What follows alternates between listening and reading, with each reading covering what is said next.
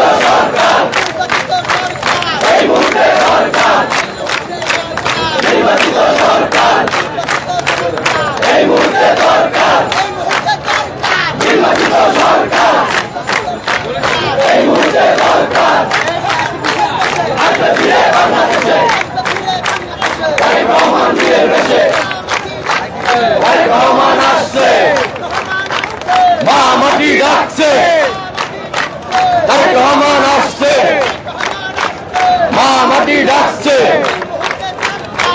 নির্বাচিত সরকার এই মুহূর্তে দরকার, নির্বাচিত সরকার এই মুহূর্তে দরকার।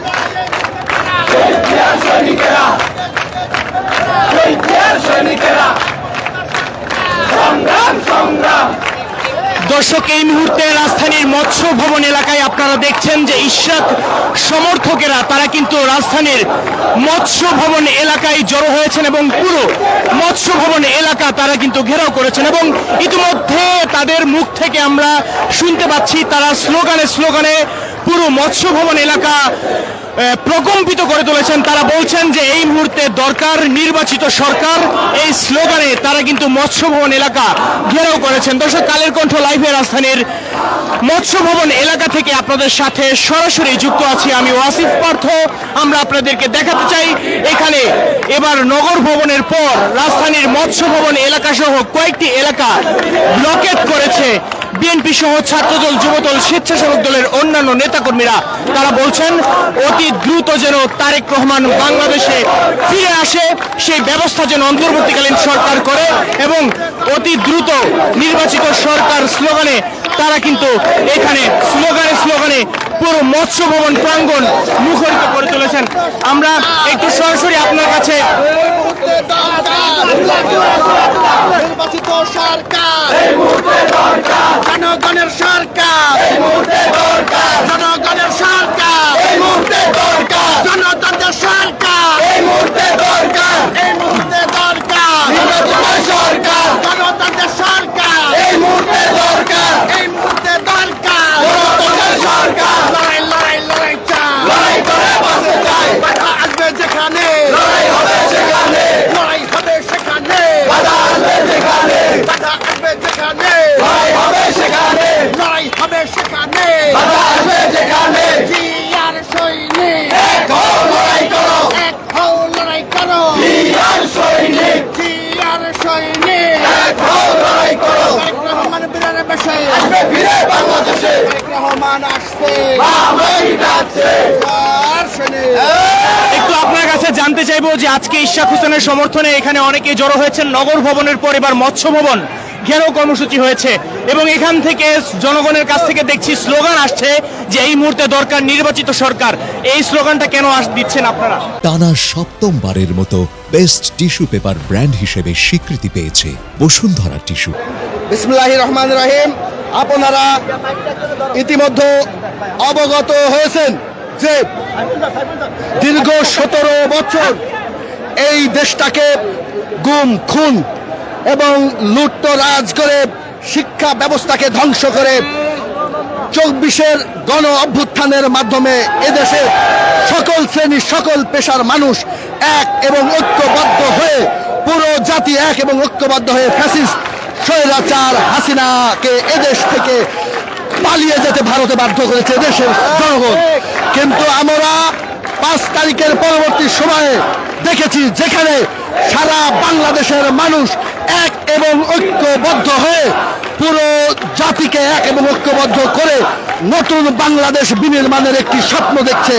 আমরা ঠিক সেই সময় দেখতে পাচ্ছি এই দেশে আইনের কোনো শাসন নাই, মানুষের জানমালের কোনো নিরাপত্তা নাই, মানুষ খুন, রাহাজানি, ছিনতাই ডাকাতি ধর্ষণের মতো এমন সবকিছু এই দেশে বেড়ে চলেছে।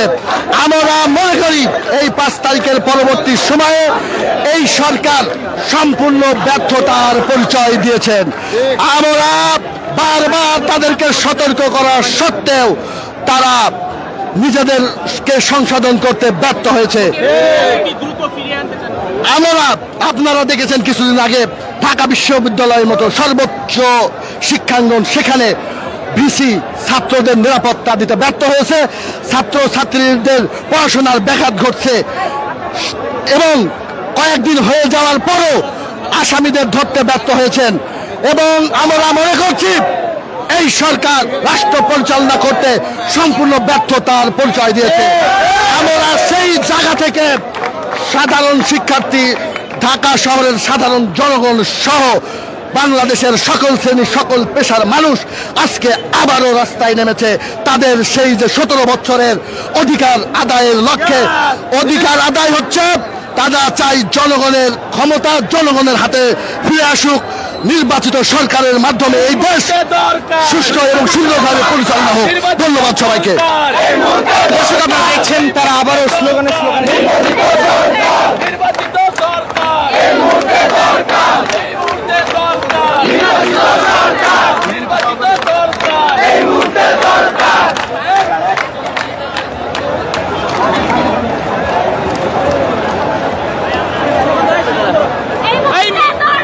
নির্বাচিত সরকার, নির্বাচিত সরকার, এই মুহূর্তে দরকার, নির্বাচিত সরকার, এই মুহূর্তে দরকার, নির্বাচিত সরকার, নির্বাচিত সরকার, এই মুহূর্তে দরকার, এই মুহূর্তে দরকার, নির্বাচিত সরকার, নির্বাচিত সরকার, এই মুহূর্তে দরকার, এই মুহূর্তে দরকার, নির্বাচিত সরকার। দর্শক আপনারা দেখছেন যে রাজধানীর মৎস্য ভবন এলাকায় কিন্তু ইশরাক হোসেনের সমর্থকেরা সেখানে ঘেরাও কর্মসূচি পালন করার কারণে আমরা দেখছি যে পুরো মৎস্য ভবন এলাকায় কিন্তু ইতিমধ্যে যান চলাচল পুরোপুরি বন্ধ হয়ে আছে। অর্থাৎ মৎস্য ভবন এলাকায় তারা কিন্তু জড়ো হয়েছেন, তারা মৎস্য ভবন মোড়টিকে কিন্তু বন্ধ এবং আবদ্ধ করে রেখেছেন। অর্থাৎ কাকরাইল থেকে আসার পথে কিংবা প্রেস ক্লাব থেকে, শাহবাগ থেকে অথবা সেগুনবাগিচা মোড় থেকে এসে যে 4 রাস্তা মৎস্য ভবনের মোড়, সেটি কিন্তু ইতিমধ্যেই ব্লকেট কর্মসূচি পালন করা হচ্ছে এবং এখানে পুরোপুরি যান চলাচল বন্ধ। যে গাড়িগুলো মূলত বিভিন্ন দিক থেকে এসেছিল সেই গাড়িগুলো এখন ঘুরিয়ে আবার পুনরায় পেছনের দিকে চলে যাচ্ছে, এমনটাই কিন্তু আমরা দেখছি। দর্শক, কালের কণ্ঠ লাইভে আপনাদেরকে সরাসরি দেখাচ্ছিলাম এবং আমরা আপনাদেরকে দেখাতে চাই বিশেষ করে আবারও এই যে শাহবাগ থেকে যখন মৎস্য ভবনের দিকে আসে ঠিক তেমনি ভাবে প্রেস ক্লাব, সেগুনবাগিচা এবং কাকরাইল থেকে আসার পথ সবগুলো কিন্তু এখন বিএনপির অঙ্গ সংগঠনের নেতাকর্মীদের দ্বারা সেগুলো ব্লকেট কর্মসূচি পালন করা হচ্ছে এবং তারা বলছেন অতীতে বিভিন্নভাবে ইশরাক হোসেনের সমর্থকেরা আজকে স্লোগান দিয়েছেন যে এই মুহূর্তে দরকার নির্বাচিত সরকার, এরকম করে বিভিন্ন স্লোগানে পুরো কাকরাইল মোড়, মৎস্য ভবন মোড় তারা কিন্তু প্রকম্পিত করে তুলেছেন। অর্থাৎ রাজধানীর নগর ভবনের সামনের আন্দোলন এখন মৎস্য ভবনে ছড়িয়ে পড়েছে। আমরা দেখছি যে অতি দ্রুত এই মৎস্য ভবন এলাকায় ঢাকার বিভিন্ন জায়গা থেকে বিএনপি এবং তার অঙ্গ সংগঠনের বিভিন্ন নেতাকর্মীরা দলে দলে, মিছিলে মিছিলে তারা এই মৎস্য ভবন এলাকায় জড়ো হচ্ছেন। অর্থাৎ এই আন্দোলন তারা এমনটিও অনেকে ঘোষণা দিচ্ছেন বা বলছেন যে আন্দোলন কিন্তু চলতেই থাকবে এবং তারা অতি দ্রুত আরো বড় কর্মসূচিতে যাবেন, এমনটাই কিন্তু তারা জানিয়েছেন।